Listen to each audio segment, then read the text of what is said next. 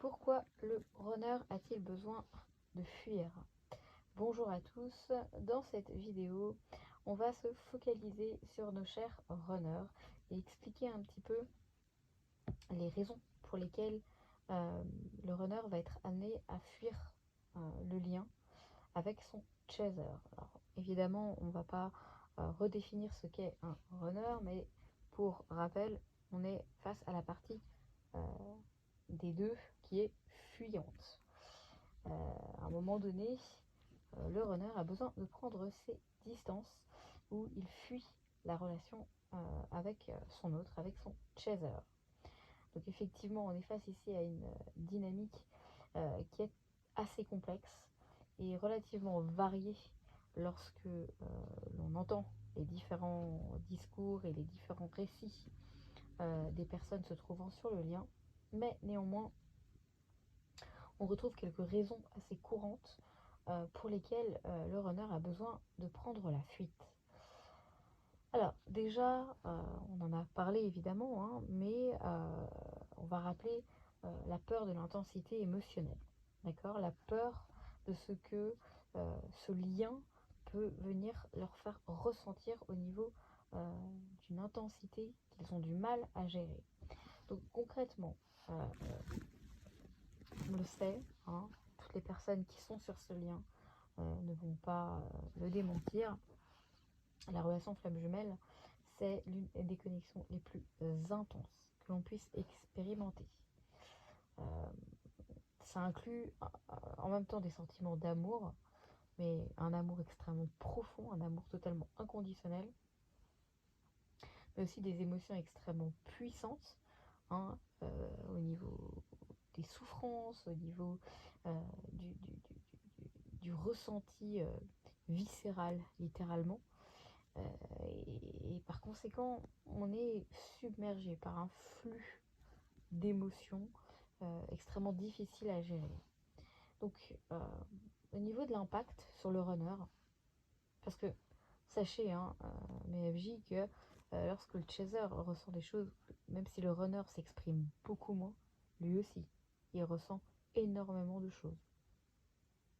Donc l'impact de cette intensité émotionnelle du lien sur le runner, ça peut être pour lui très très effrayant. Faut savoir que le runner de son côté, il ressent, il a des ressentis émotionnels extrêmement profonds. Et c'est si fort chez lui que ça va déclencher une réaction de fuite. Cette fuite, elle est la résultante finalement d'un mécanisme de défense qu'il met en place. Ça va se manifester par un désir de mettre de la distance, justement, pour éviter d'être trop submergé par ses émotions. Par exemple, le runner, il peut se sentir complètement débordé lorsqu'il a vécu des moments de connexion très très très profonds. Il vit un moment intense avec sa flamme jumelle et il ressent quelque chose de tellement fort, il a tellement un ressenti d'amour, et c'est comme si son cœur s'ouvre, c'est comme s'il ressent en fait cette énergie qui le transcende, hein, ces montées de Kundalini, ce côté énergétique extrêmement puissant qu'il va ressentir. Et c'est tellement fort et tellement quelque chose de nouveau pour lui qu'il a besoin, il ressent le besoin impérativement de s'isoler pour pouvoir retrouver un équilibre émotionnel. Nos runners sont des personnes extrêmement sensibles, mais derrière cette sensibilité, pour qu'ils puissent arriver à se protéger, ils ont souvent besoin de faire un step back, de prendre du recul et d'arriver à se retrouver un certain équilibre sur eux-mêmes. Un autre point qui explique la fuite du runner, ce sont des blessures émotionnelles du passé qui n'ont pas encore été résolues.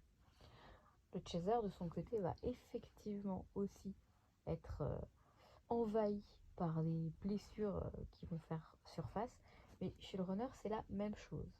Donc, on le sait, hein, les FJ sont en effet miroir, Ils vont se refléter mutuellement, souvent de manière à exposer les blessures émotionnelles et les traumatismes non résolus de chacun des deux. À travers ces différentes blessures émotionnelles, on va trouver notamment les blessures liées à l'enfance, les peurs profondes, les traumatismes vécus, les expériences très douloureuses liées au passé. Donc sur le runner, lorsque ces blessures sont mises en lumière, il va ressentir une douleur émotionnelle très intense. Lui, de son côté, contrairement au chaser, plutôt que de se confronter à cette douleur et plutôt que d'aller tenter de guérir ses blessures, pour le runner, la fuite semble être une option beaucoup plus facile et beaucoup moins douloureuse dans un premier temps.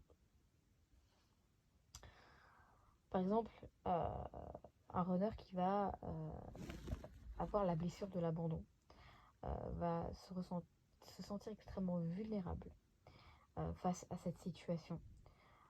Et il va décider de fuir pour justement éviter de revivre ce sentiment qu'il considère comme étant du rejet.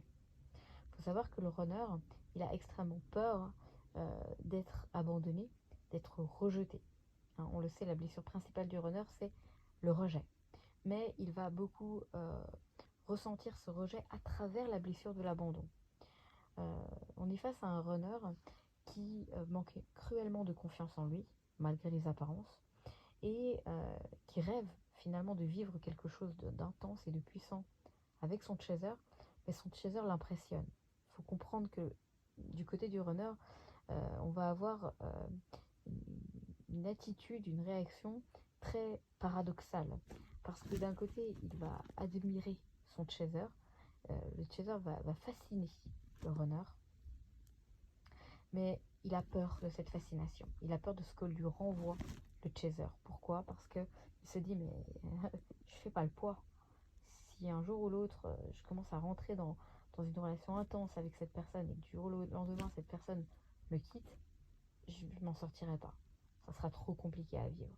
Je préfère ne pas rentrer là-dedans, je préfère me protéger et éviter finalement de subir un revers dans cette relation qui serait beaucoup trop difficile à vivre. Du côté du runner, on va avoir également des incertitudes et beaucoup de confusion. Ce lien, vous le savez mieux que quiconque, extrêmement complexe et extrêmement mystérieux. Autant d'un point de vue ressenti psychologique, mais également d'un point de vue spirituel. Ne croyez pas que vos runners n'ont pas perçu la nature du lien qui vous unit. Le chaser va arriver à exprimer, à mettre des mots sur les choses.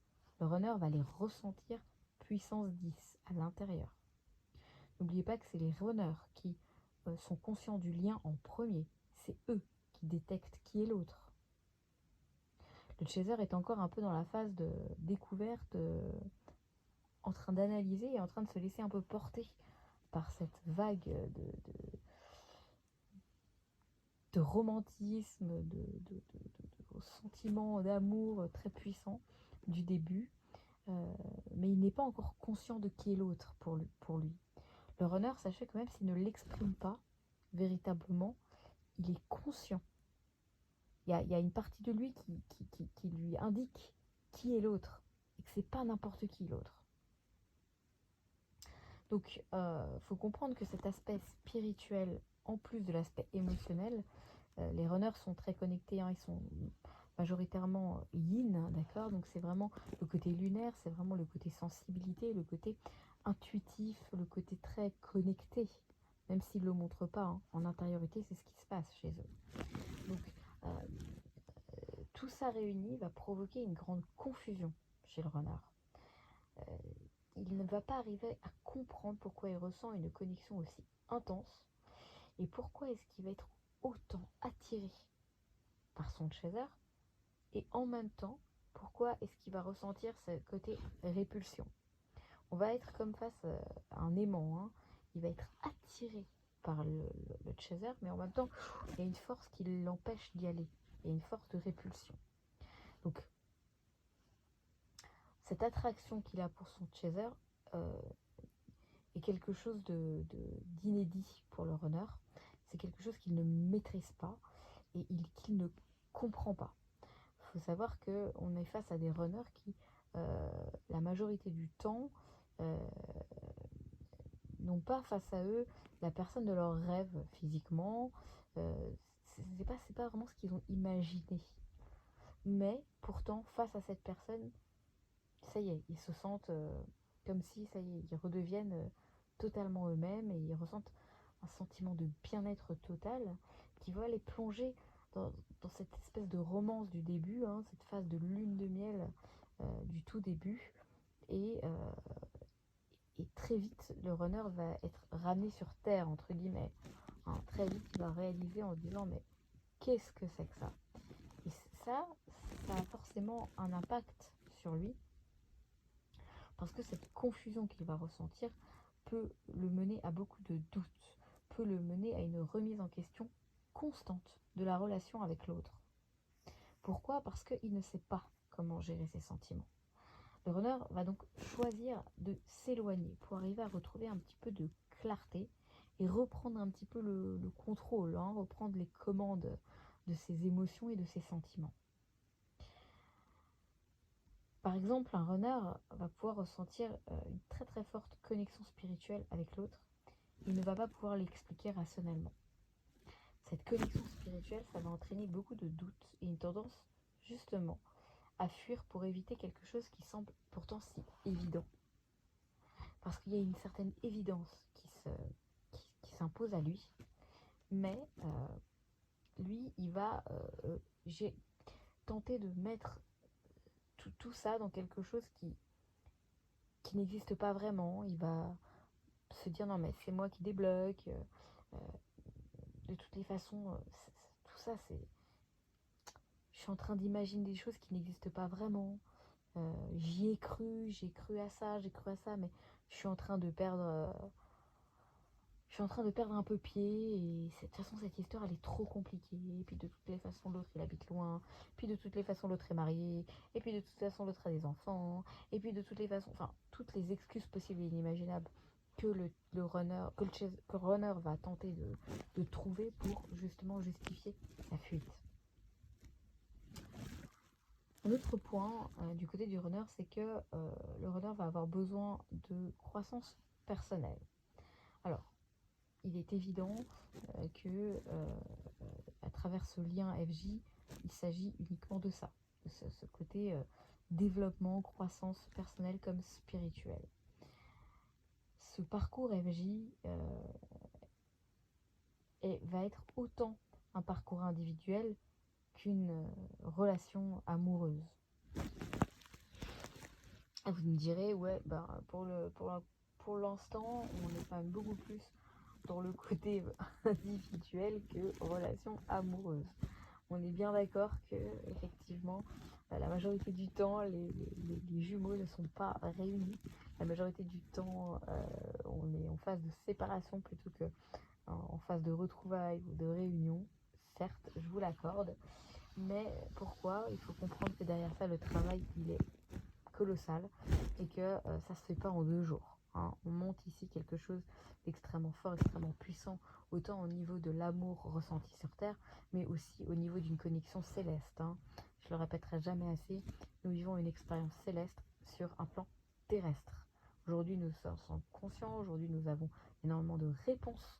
En ce sens, nous comprenons que ce que nous vivons est inédit, c'est quelque chose d'exceptionnel, c'est quelque chose de puissant, mais il faut comprendre que derrière toute puissance et toute chose irrationnelle, se cachent forcément des sphères et des sphères de captation d'éléments qui nous échappent encore et qu'on apprend au fur et à mesure de notre avancée. Donc il est évident qu'à travers ce parcours, chacun des deux partenaires va devoir grandir et évoluer sur un plan personnel, donc de façon totalement individuelle, pour que la relation puisse un jour pouvoir atteindre son plein potentiel. D'accord? C'est le but concrètement. Cela va avoir un impact sur le runner qui va forcément avoir besoin de temps et d'espace pour travailler sur lui-même, exactement de la même façon que le chaser. J'ai énormément de chasers qui me disent je comprends pas, il fait quoi lui de son côté, moi j'ai pas l'impression qu'il avance, moi de mon côté j'avance, de mon côté j'évolue, j'arrête pas de travailler sur moi, j'arrête pas de me libérer, etc. Lui il fait quoi? J'ai l'impression qu'il est toujours au même stade. Mes chers chasers, pas de jugement s'il vous plaît sur vos runners qui eux ne s'expriment pas beaucoup sur ce qu'ils font, mais soyez-en sûrs, eux aussi de leur côté ils bossent. D'accord? Il n'y en a pas un qui est vamos à la playa pendant que l'autre il est parti à la mine. Non, concrètement on est dans un lien où déjà il n'est pas question ici de compétition entre deux, il est question ici de comprendre que vous êtes en vase communicant. Lorsque vous mettez des choses en place, ça a un impact et une influence de l'autre côté. Donc il faut comprendre que à travers ce temps et cet espace qu'a besoin le runner, il va apprendre à développer sa propre identité. Et il va commencer à mettre en place justement ce mécanisme de guérison des aspects de son passé. Comme vous, de votre côté, mes chers chasers, vous voyez le temps que ça prend pour mettre en place tout ça, imaginez que de l'autre côté, c'est pareil, ça se fait pas en 2 jours. La fuite, du côté du runner, peut être un peu vue comme une période absolument nécessaire pour l'aider dans son développement. Mais c'est pas nécessaire uniquement pour lui, c'est nécessaire aussi pour vous, mes chasers. Parce que, comme je le dis, et je le répéterai encore, la séparation est absolument essentielle et indispensable dans le lien FJ. Il ne peut pas y avoir des FJ qui se réunissent et qui restent en couple. Non, c'est pas possible, sinon c'est pas des FJ. Par exemple, le runner va prendre de la distance pour avoir un besoin de se concentrer sur sa carrière. Il va commencer à plus s'impliquer dans ses passions. Il va rentrer dans un mécanisme de développement personnel. Et ça, il va le faire obligatoirement avant de pouvoir s'engager pleinement dans la relation FJ. Faut comprendre que faut envoyer de la bienveillance, il faut envoyer de l'énergie positive à vos runners, ils le ressentent plus que personne sur cette terre. Les runners vous réceptionnent vos énergies, vous êtes un canal énergétique d'une puissance incommensurable, et souvent les FJ ne se rendent pas compte de l'impact qu'il peut y avoir entre les jumeaux.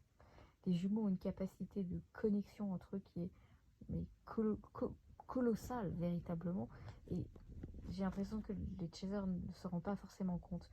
Ils sont tellement pris, hélas, dans le tourbillon émotionnel que souvent ils oublient qu'on est aussi connecté et surtout connecté au niveau de ce qu'on appelle la 5D, donc sur cette autre dimension, cette fois totalement spirituelle, et à travers cette dimension-là, on a des capacités de télépathie, on a des capacités d'envoi d'amour et de réception d'infos et d'énergie de la part de l'autre qui sont carrément magiques, on va pas se mentir.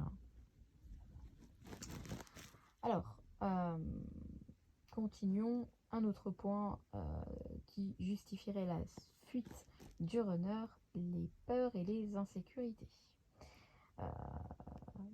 Ce lien, cette connexion va faire rejaillir chez le runner ses peurs et ses insécurités les plus profondes. Notamment la peur de l'abandon, la peur du rejet, l'indignité d'amour, ne pas se sentir digne de recevoir de l'amour. Et à travers le lien FJ, ça va être amplifié fois 1000 chez nos runners. C'est déjà des blessures qu'ils ont, dont ils sont conscients.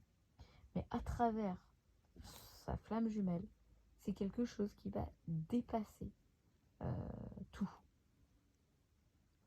Donc l'impact que ça va avoir sur le runner, c'est que ça va forcément déclencher un comportement de fuite.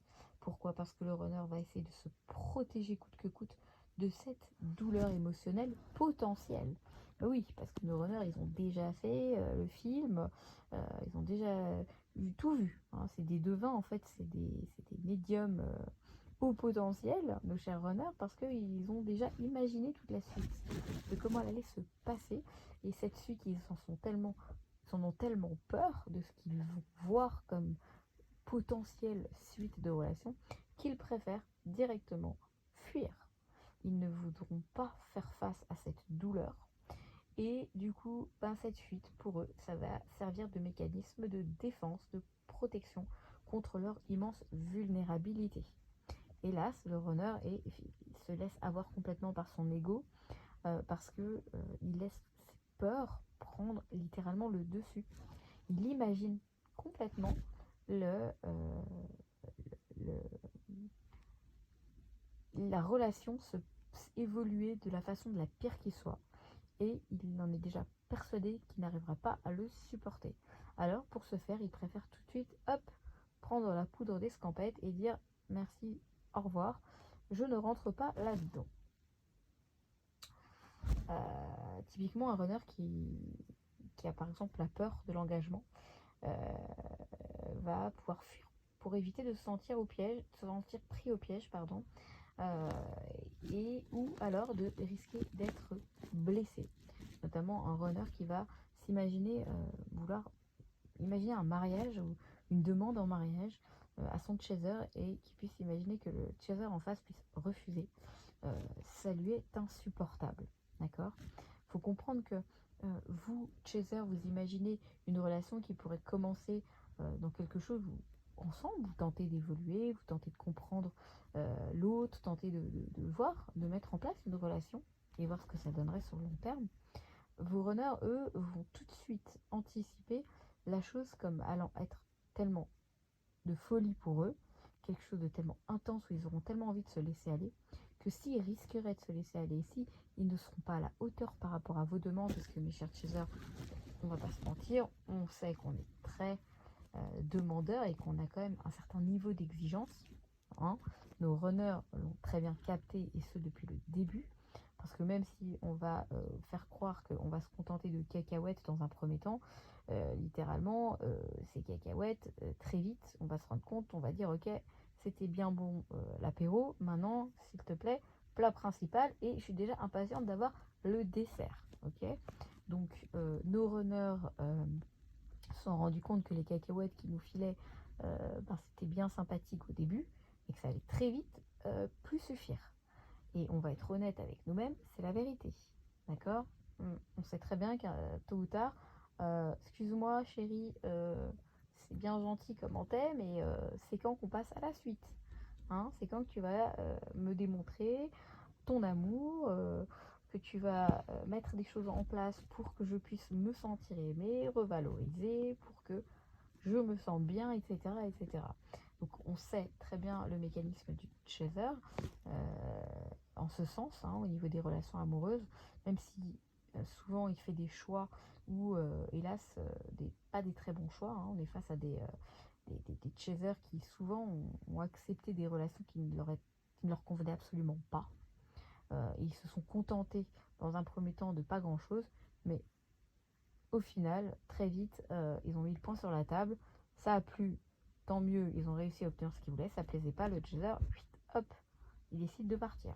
On est généralement face à des énergies fortes, hein. Le chaser, c'est du yang. C'est je mets des choses en place dans ma vie. Je suis pas là à attendre que les choses se passent, euh, en train de contempler le paysage et ne rien faire. Non, on n'est pas dans cette énergie-là du tout du côté du chaser. Donc voilà ce qui va se passer du côté du runner par rapport à ces peurs et ces insécurités. Enfin, on va avoir nos runners qui vont vouloir rentrer dans le déni de la connexion. Et oui, le runner va parfois nier ou refuser de reconnaître la nature unique et spirituelle de cette connexion si puissante avec son autre. Pour cela, il y a plusieurs explications, hein. Ça peut être dû à un manque de compréhension. D'accord? Tout simplement, il ne comprend pas ce qui se passe. ça le dépasse et il préfère ne pas trop se poser de questions. D'accord. Contrairement au chaser, le runner, lui, a cette capacité et vraiment, c'est une vraie faculté que beaucoup de chasers vont envier. Il peut arriver à se couper un peu de ses émotions pendant un temps, même si ça va surgir de nouveau, mais pendant un temps, il peut se couper de ses émotions. Ce qui n'est pas le cas du chaser, qui lui, hélas, vit mis sur 1000 volts non-stop, ses émotions ultra intenses et douloureuses. Donc, ça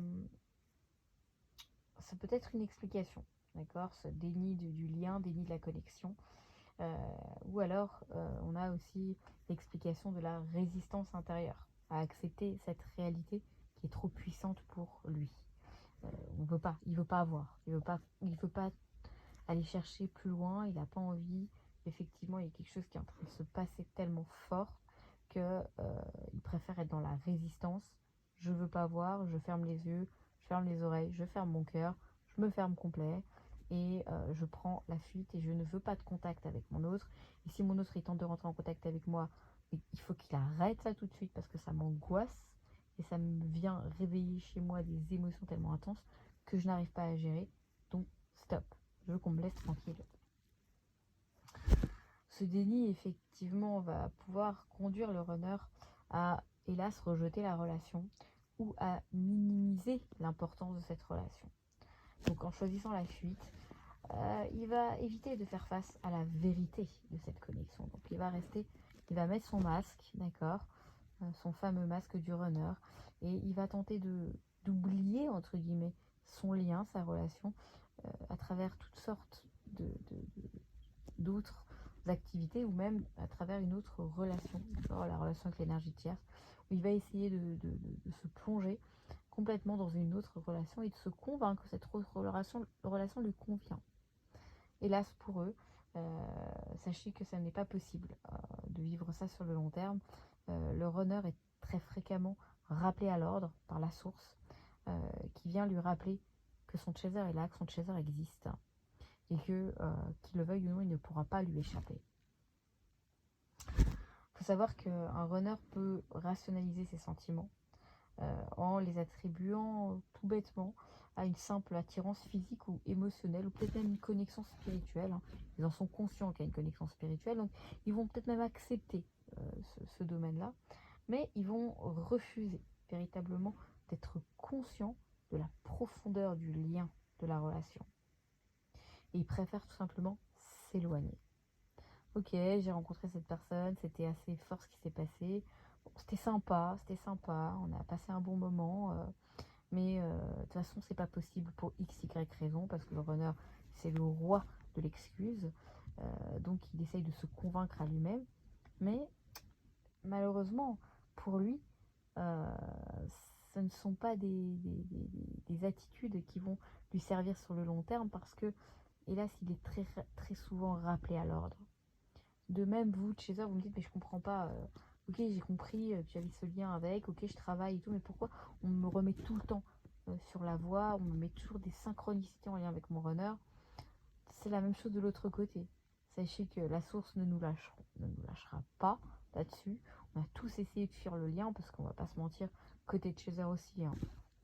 Il y a des tentatives de fuite, maintes et maintes tentatives de fuite. Perso, je crois que j'ai tout essayé pour fuir le lien. J'ai pas réussi. C'était hallucinant les plans divins pour me remettre sur le chemin et m'envoyer des signes gros comme, pas comme une maison, mais comme une Ferrari, parce que nous on avait notre petit truc avec mon runner en lien avec une Ferrari. Et là, pour le coup, une Ferrari, un modèle de Ferrari assez rare. Et là, pour le coup, on m'en a juste remis une devant les yeux. Comme ça, genre un moment où je voulais fuir le lien, où je disais merde, merci, terminé, je veux plus rien entendre tout ça, je veux même plus qu'ils m'écrivent, je veux plus rien, bim, ça a pas loupé. En bas de chez moi, on est venu m'apporter cette bagnole, quoi.